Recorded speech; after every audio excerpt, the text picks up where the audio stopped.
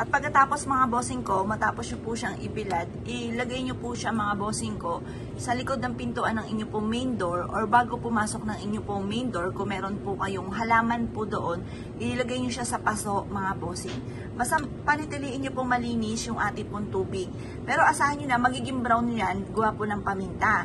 Pero makakita kayo ng mga iba-ibang mga madudumi po dyan. Hugasan nyo lang, palitan nyo po muli ng panibago. Kapag po parang marami na nakalutang or umuunti na po siya, huwag nyo hayaan siya na matutuyo.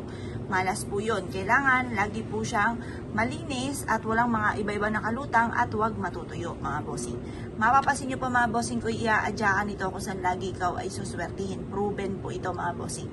Ito po isa sa mga subok na napakaswerte. Kaya kung kayo pinaniwala at nais nyo po itong gawin, basta positive ka lang mga bossing. Think positive, be positive, at positive din po ang dadaloy sa inyo mga bossing. Kaya kung kayo po isa sa mga naniniwala at mahilig sa mga pampaswerte, huwag ka namang patumpik-tumpik pa. Bukod sa double time sa pagkayod, kapag kayo gumawa ng pampaswerte, lalo nyo sisipagan. Baka sabihin naman po ninyo, iba't gagawa pa ako ng mga pampaswerte. Magsisipag din naman ako, magpapakahirap pa ako.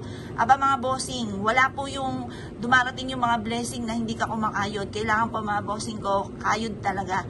At saka tiis-tiis lang. Walang isang click, may pera ka na mga bossing. Tapos yun po, makikita nyo, may patutunguhan ng inyong pagiging masipag. Kasi kahit ikaw ay masipag, madiskarte, paladasal, nadadali pa rin ng mga kamalasan.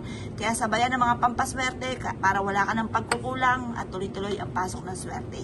Kaya kung pinaniwala mga bossing, ay siya ay good luck po sa inyo po lahat.